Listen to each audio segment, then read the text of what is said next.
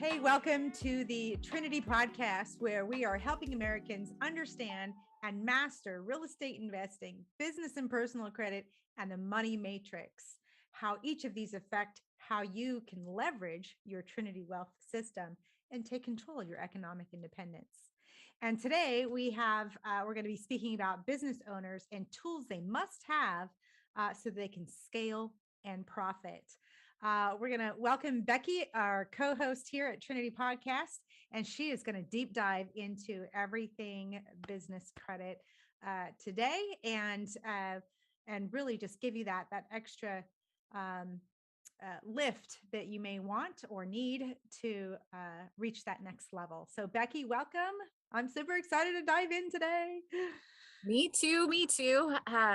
My goodness, I am super excited that you and I have decided to do this Trinity podcast, because I feel like some of the stuff that we talk about all the time is like, man, everybody needs to know this stuff. And so I'm so happy that we decided to team up together, because we're like peanut butter and chocolate, as you like to say all the time. And the credit game and the real estate game and leadership and finance, I mean, it just all goes together. And I think that we're giving people a real opportunity to grow into just share real education with people, and not all this like fluffy, let's just figure it out, and what do you say, Google surf to get all the answers. And then people have some missing pieces when we could just cut through all the noise and get to the point so that they get what they want.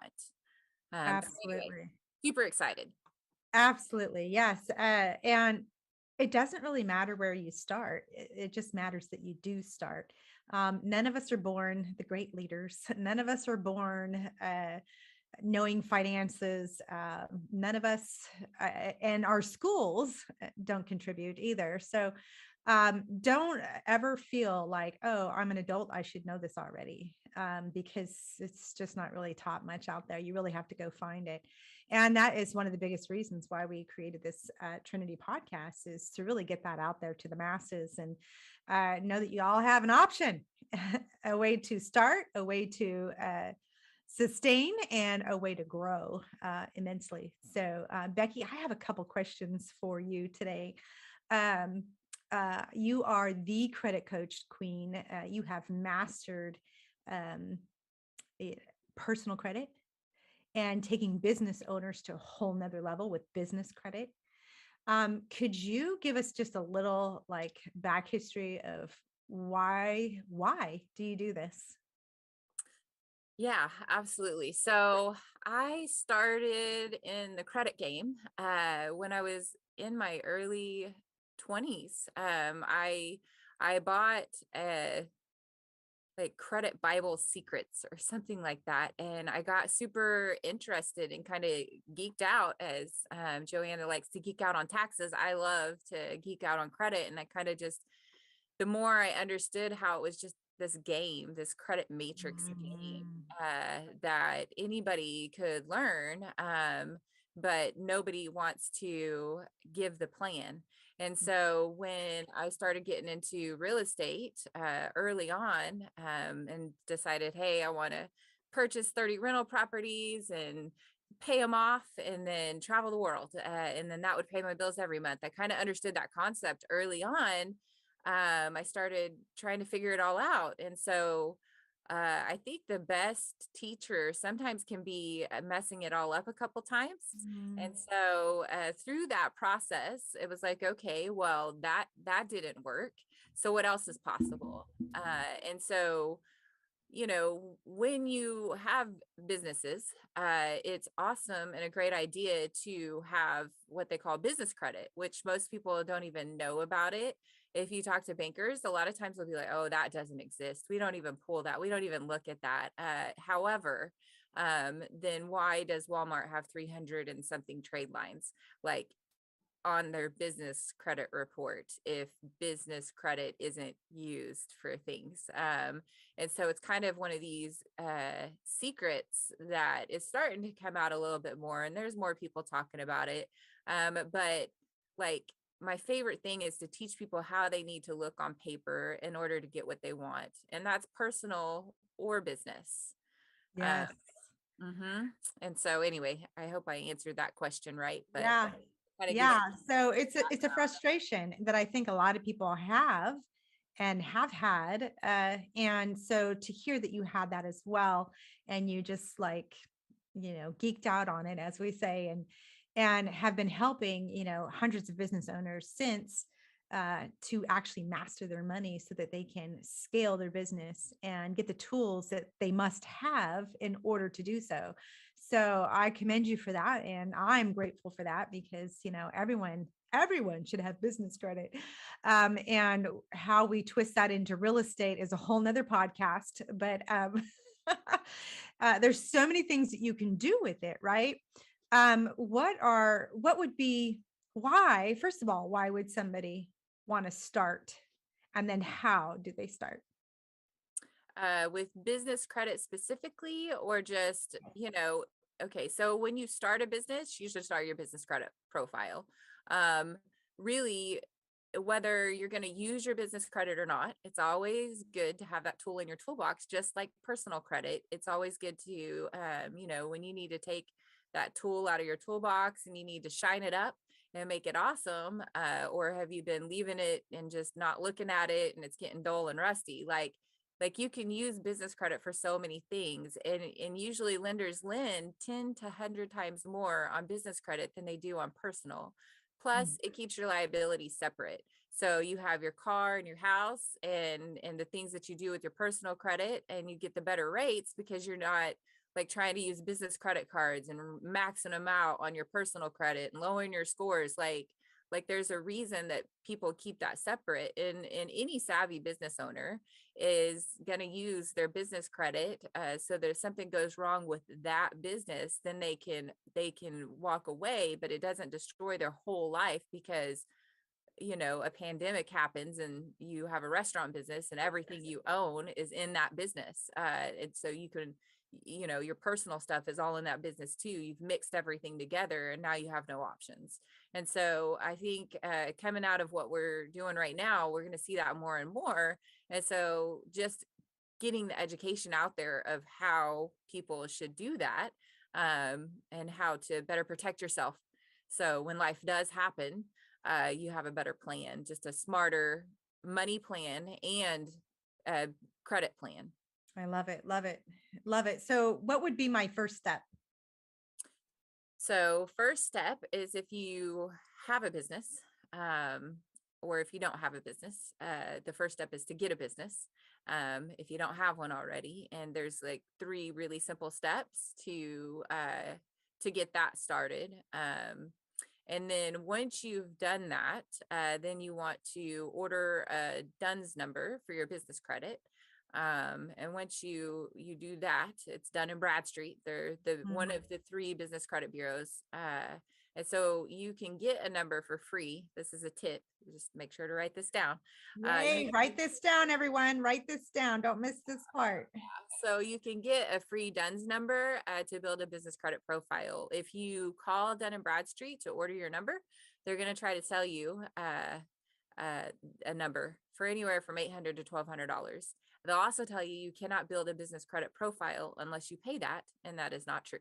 And so, they're just trying to get your money, and so don't do that. And then, that's the Great best. tip. What a great tip. Thanks so much for making sure we got that one. Yeah. And so another tiny tip is, a lot of times startup businesses can get money. But they do like to see that you're in business. Like the standard amount of time to be in a business for some bigger money, sometimes is 2 years. And so that's why I say, like, when you start your business credit profile, because also, another benefit to that is that it makes your business sellable in the future, and you can sell it for more because you've built that business credit profile too. It actually becomes an asset and makes your business worth more money. Absolutely. And that just hit on a book that I remember, The E Myth. And the E Myth talks about whether you're going to sell your business or not, you should run it like you're going to sell it. Like really develop the different departments, get the business lines of credit, and really make it the equity shine in your business. So even if you don't ever sell it, right? This is what I learned in the book is it gives you that equity for business lines of credit to go, oh my God, they're amazing. I'm going to give them everything that they want. And then even if you're going to sell it, right? You figured like Sarah Blakely just sold Spanx. I don't know if you guys know that. She sold it to Warren or to Berkshire, or not Berkshire. Oh my goodness, what's the name of the Warren Buffett's company? Anyways, so she just sold her company, Spanx, and this has been 20 something years she's had it. And she had no intention of selling it, but she's built so much equity in it. I mean, she's a billionaire in her own right. So you could actually get to that point. And I'm just referencing these books to give you guys an example, and these live cases to give you an example what Becky's talking about and what she can do for you. Like she can help you do that same thing. So super powerful. When would be a good time to start this? So yesterday. Yesterday, right? So really the thing is, and I'm so happy that you referenced E-Myth, because I was thinking about that book today, because it's such a systematic way to, that's a whole, the book is all about how to set up a systematic business. And so I think for me, sometimes I got lost in the beginning, because like I started my own business, my first business when I was like 19 or something. I had a cleaning business. And when you first start a business, sometimes you're like, oh, well, I kind of like doing this. I'd rather do it for myself than, pay some other person or somebody else making money off of me. I can just do it for myself. And then you start a business and you know nothing about a business or having one, or you're just doing something and making some money, right? Like I'm paying my bills. And so I think that that's how we kind of get stuck in this self-employed mindset, where we employed ourselves to work a business for the rest of our life. And sometimes we work 80 hours a week, that joke, to make a 40-hour paycheck. And so I think that the more systemized we learn to do things, there's actually a space for other people to come in and do those things too. And I think setting up your business credit is one of the first steps, and doing it correctly is also part of it too. It's again, how you need to look on paper in order to get what you want. So like another tip in that is that they want to see that you have a business address. And so they want to see that, that you're a legitimate business, that you're not trying to commit fraud. And so they want to see that you have a legitimate business, that you're listed with 411. And so when you get started with us, we do like a 20-point compliant checklist. And we kind of Wow. that. That's like some serious secret sauce stuff. I love it. Love it. Yeah. 20-point check. Yeah. And look through your business and make sure it's set up a way a lender would want to lend you money on paper, like how you need to look again, what the stipulations, because there could be one little change that you didn't realize you needed to have. And so once we do that, we share that back with you. Now you have a spreadsheet set up forever that has all your stuff in one place. So when you're applying for things, you don't have to go over here and get this and gather that. You've got it all in one place. And so we That just sounds super sexy. yeah, I like that. I like that. simplify this part of it so it's not so confusing. Cut through all the noise. So is it difficult to get? So is business, so some people I know that I've talked to, they're like, wow, I don't want to have to go through all the drama of getting it. And how could you speak into that?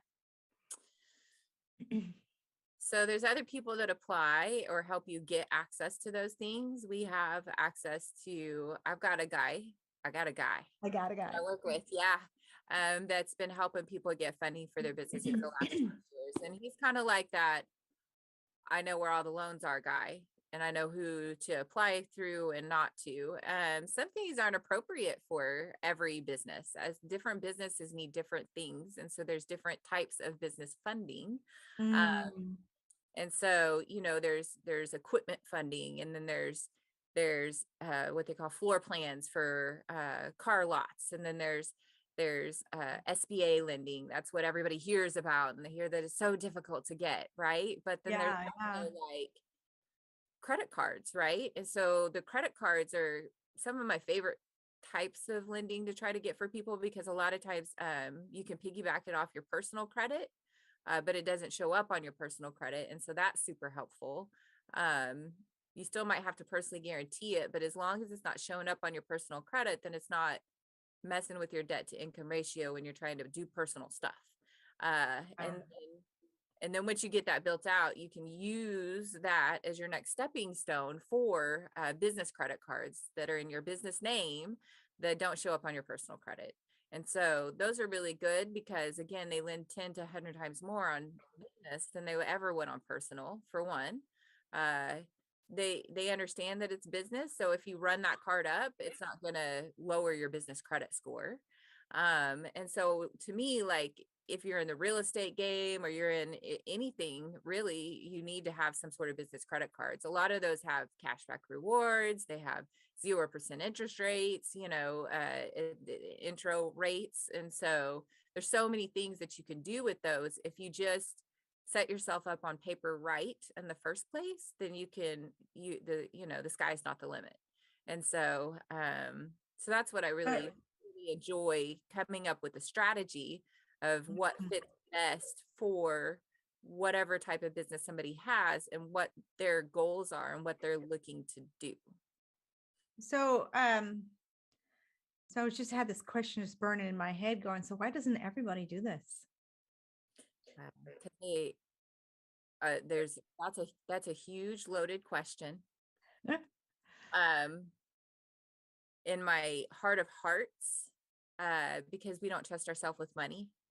And so if we can't trust ourselves with, $1,000, how do we trust ourselves with $100,000? That's a lot of pressure to have to pay back. And can I perform? And do I have the right leadership skills to scale into what I would have to do in order to be responsible for that kind of money?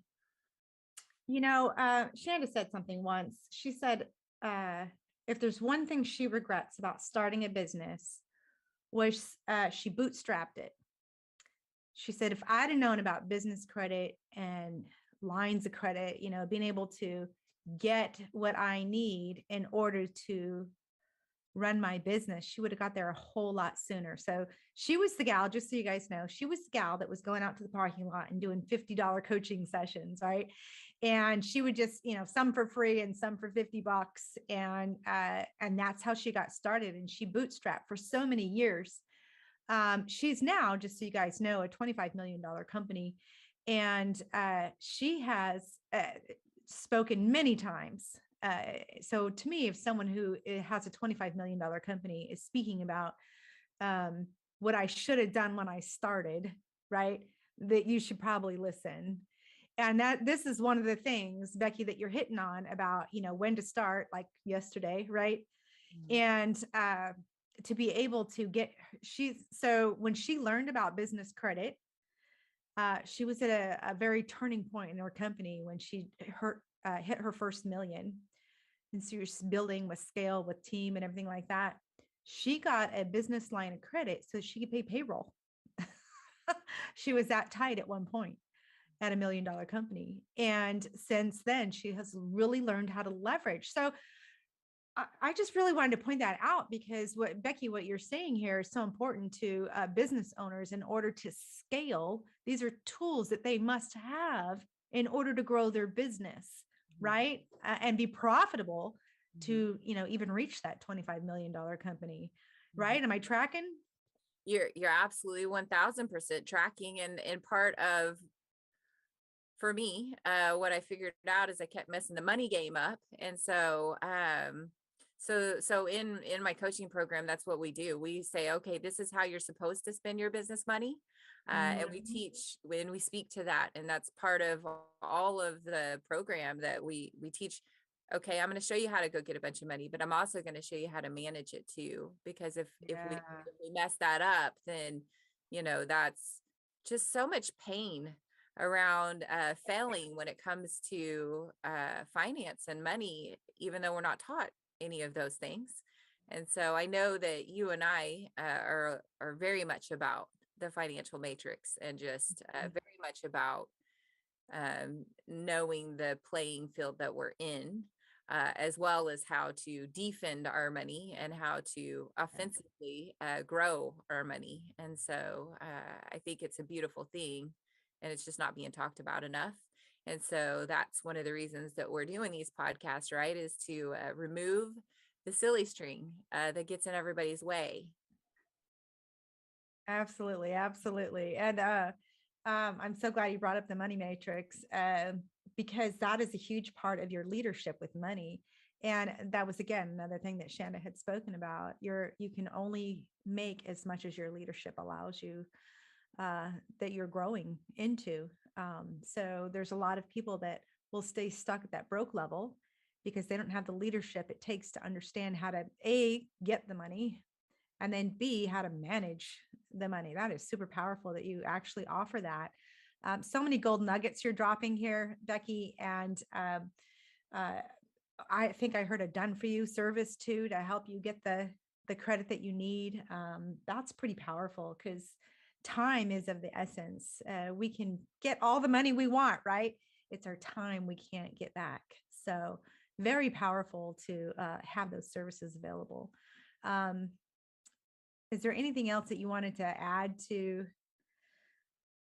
business credit as a whole, and what some basic questions that people ask over and over again? I think so. I had a call the other day, and when they called me, they were asking all about their EIN number and how they needed to do that. And so I had to kind of break that down a little bit for him because he needed to kind of back up. He was trying to figure out the best way to structure. He wanted to start a new business, maybe, or he wanted to use his barbershop business, or he needed to order a new EIN number or something like that. And so I think if I was going to speak to somebody and they're doing a startup, it kind of depends on what you're trying to do on how you should set this all up. But the first thing you need to do is have some sort of LLC or some sort of corporation, depending on what you're trying to structure. Counsel with an accountant specifically about that. And then your EIN number is a tax ID number. Think of it like your social security number for your business. Like you're creating a whole new entity that's separate from yourself. And then the third thing that you usually need whenever you're starting a business is an operations agreement. And so that's kind of like your basics of just getting things started.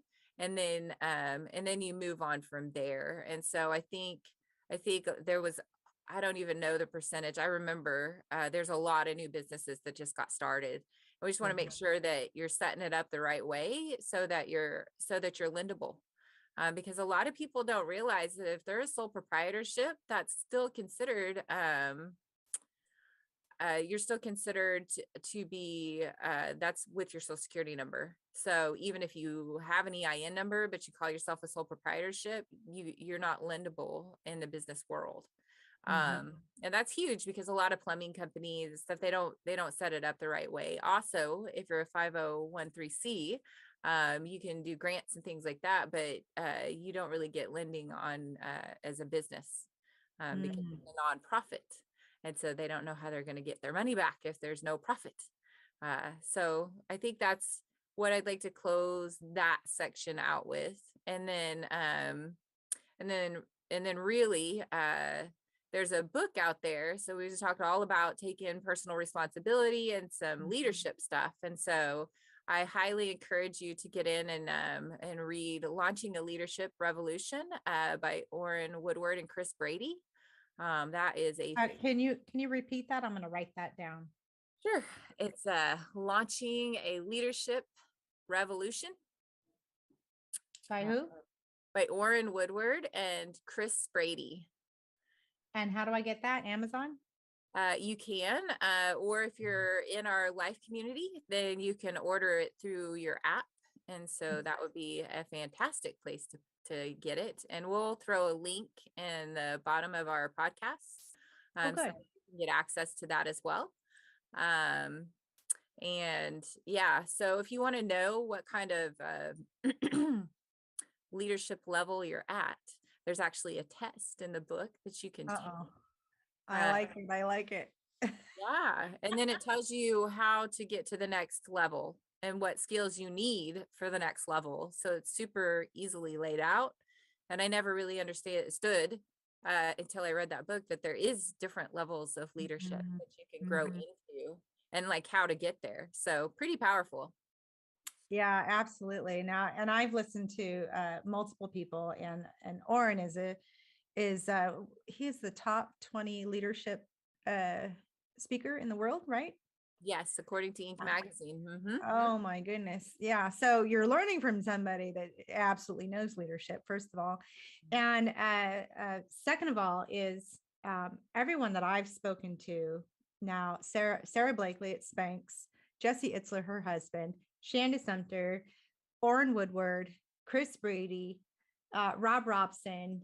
Like, if you want me to get the list, I can go on and on and on. The reason I'm saying these people and dropping these names is because they're multimillionaires and billionaires, right? Success leaves clues. And the number one thing, the golden thread that goes between every single one of those people is reading books, Mhm.